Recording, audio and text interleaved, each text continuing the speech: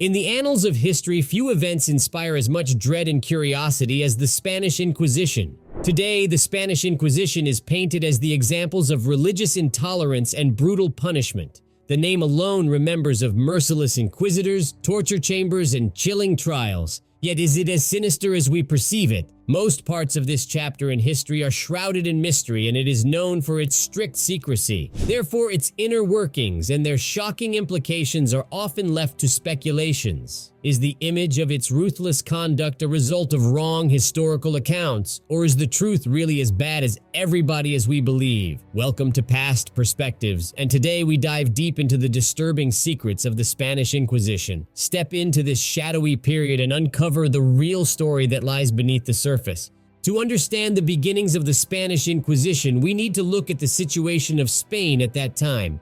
In the late 15th century, Spain was a nation undergoing transformation. Ferdinand and Isabella, known as the Catholic monarchs, combined their powerful kingdoms of Aragon and Castile into one mighty entity. Together, they restructured Spain into a unified nation under a central government and one dominant faith, which was Catholicism. But their reign was not all about unification and prosperity. Their reign was focused on political power and military conquest. However, during their rule, they had a constant fear or religious dissent. This fear was primarily aimed at the so-called conversos, which were the Jews and Muslims that converted to Catholicism. While you theoretically could choose your religion in Spain in the 15th century, you could be sure that you'd have to deal with immense discrimination. Therefore, many Jews and Muslims had converted, but still, the monarchs feared that these conversos secretly practiced their old faith and risked the stability of their reign.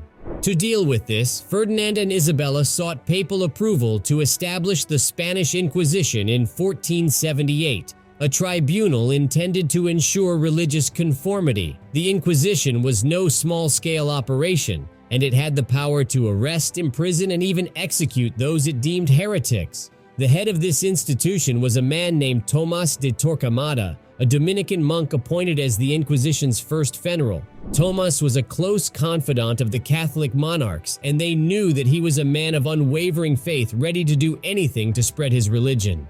Under his supervision, the Inquisition transformed into an unstoppable force that spread fear throughout Spain. Just imagine for a moment you are a so-called converso, and you are being accused of heresy in late 15th century Spain. You're gripped with terror, and from this point forward, your life turns into a constant storm of uncertainty and despair. All you hear is the rumors of what happened to others that have been accused of heresy, and you are waiting for your faith. Now, the process of accusation was not public.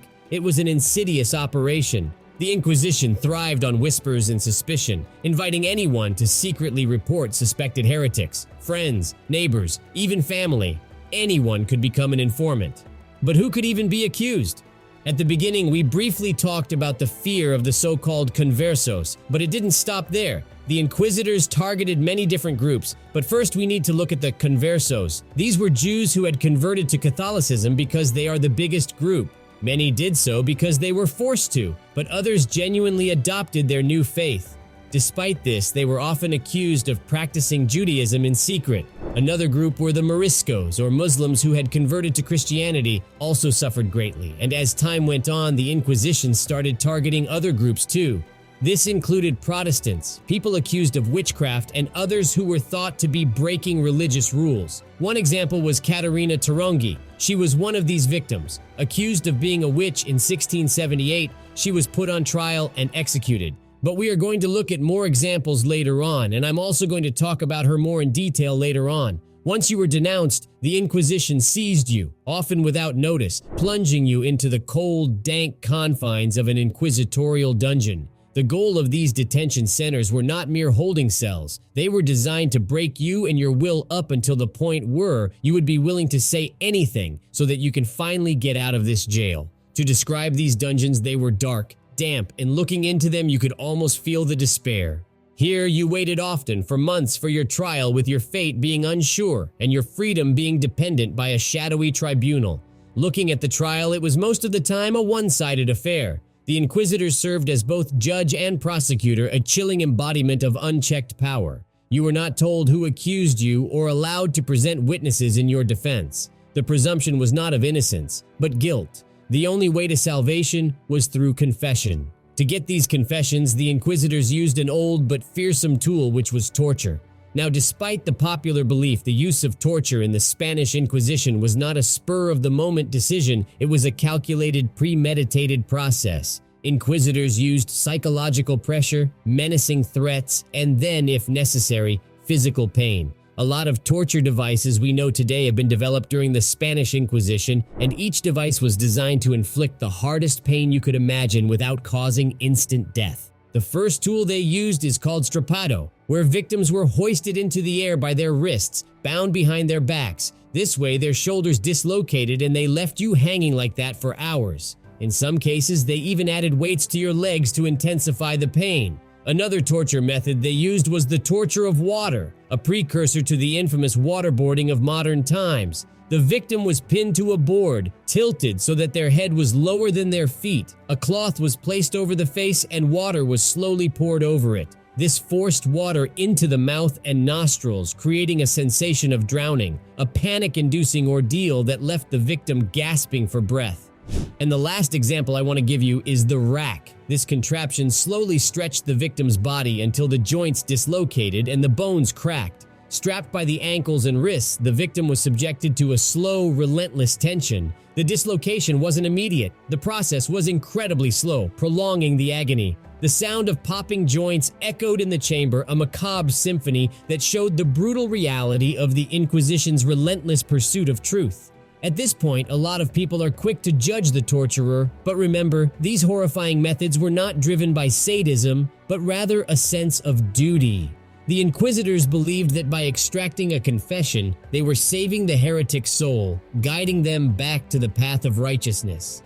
As you can imagine, at that time, also a lot of innocent people were accused of secretly practicing their old religion. One tragic story is the one of Maria Gonzalez. Maria was an ordinary woman, earning her living as a seamstress in Valladolid. Despite having sincerely embraced Christianity, Maria was abruptly arrested in 1499 based on whispered rumors of her secretly practicing Judaism. Her trial was intense and prolonged, and under unbearable pressure, Maria confessed, likely a result of torture and manipulation. Her punishment was ruthless, a public execution in Valladolid's bustling square, where she was burned at the stake.